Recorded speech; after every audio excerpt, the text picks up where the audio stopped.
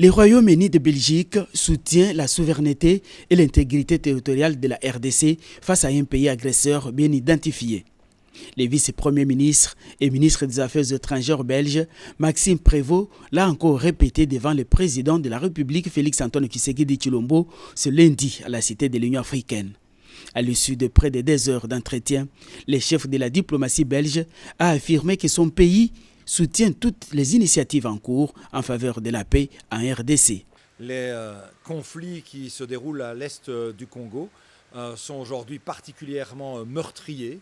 Les exactions violentes qui s'y déroulent chaque jour sont effectivement un scandale que nous devons veiller à arrêter dans les meilleurs délais possibles, avec bien entendu la pression nécessaire de l'ensemble de la communauté internationale. La Belgique a été très claire sur ce dossier en considérant qu'il y avait effectivement un territoire qui était agressé et qu'il y avait donc par voie de conséquence aussi un agresseur.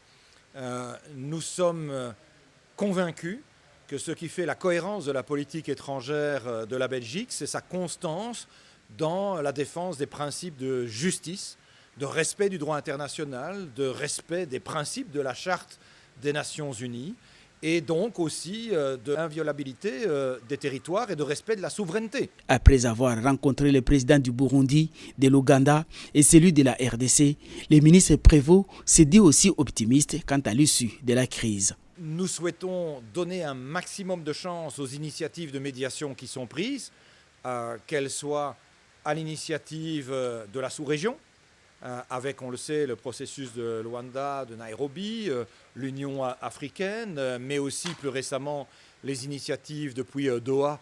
La paix en RDC, il en a aussi été question entre les chefs de l'État et l'envoyé spécial britannique. La Grande-Bretagne s'est aussi rangée du côté de la RDC. Il y a un nombre de processus actuellement qui visent, qui essayent de rechercher une paix durable. Donc, il y a le processus de Luanda, de Doha, de Washington. Et l'important est que tous ces processus soient coordonnés, mais éventuellement, ce qui est important, c'est de trouver la paix, la prospérité et aussi la sécurité pour la région.